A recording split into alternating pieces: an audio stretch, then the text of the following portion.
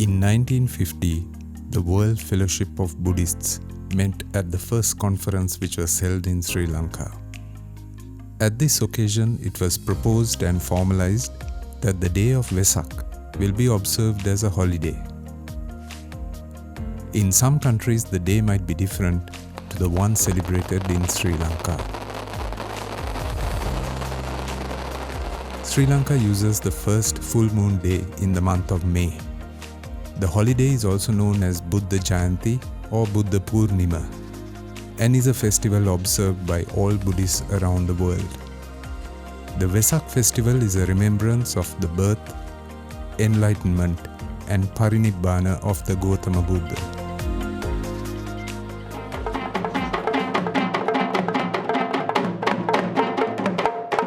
During the week of Vesak, temples, homes and institutions decorate their buildings with Buddhist flags, lanterns and colored lights.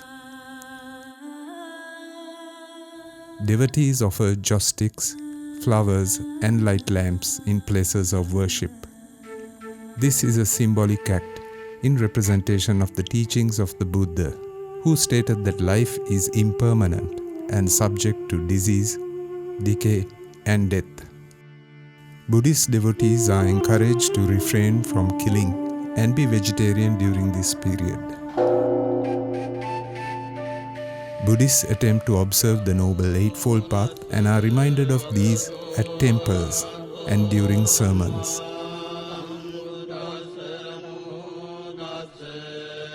Recordings based on suttas uttered by the Buddha 2,500 years ago are played or recited by the monks at temples, and people make a spirited effort to change their ways in line with these ideas. Vesak is also a time where the less fortunate are remembered and given special preference in improving their lives. The poor, the aged, the sick, and the handicapped are sought and helped with the intention of putting a smile back on their faces. The period of Vesak celebration is also a time where Buddhists are reminded to put aside self-indulgence and encouraged to pursue meaningful activities.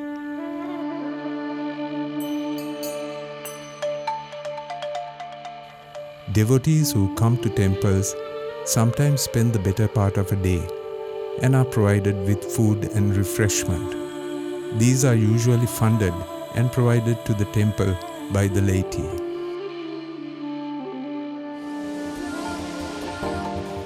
A custom followed in Sri Lanka is the building of elaborate structures called pandals. They are made of timber and have an intricate lighting system embedded.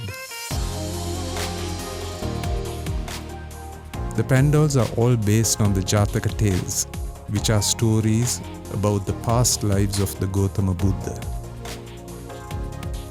While the mesmerizing lighting patterns keeps the attention of the viewer, the Jataka stories are played in audio form.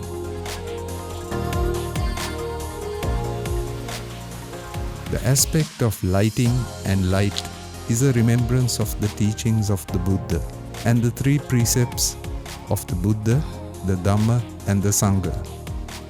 Homes observe this custom by decorating their premises with colored lighting, creating simple or even elaborate lanterns called Vesak Kudu.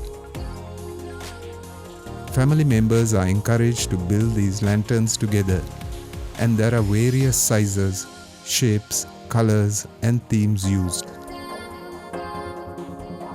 Sometimes a simple ritual of lighting clay oil lamps might be the preference of a household. Sri Lanka is a benevolent nation, and the people follow this spirit and character. Several times a year, the practice of offering food and refreshment to strangers, travelers, or villagers is followed. This tradition, probably unique to the island, is done by creating stalls which offer food and drink to passers-by.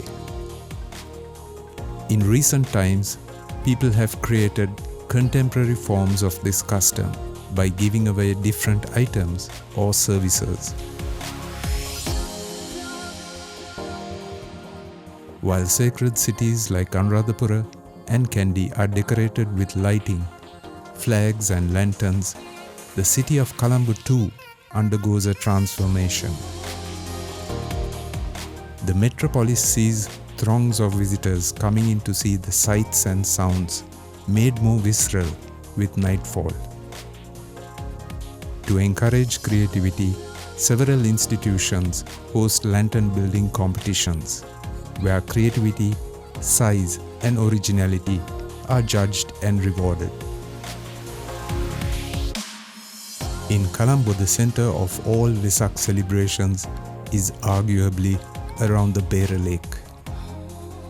Here, the adjoining historic Gangaramaya temple is noted for creating a lavish spectacle of lighting, sound, and entertainment. This carefully curated event lasts for several days, with tens of thousands visiting each night.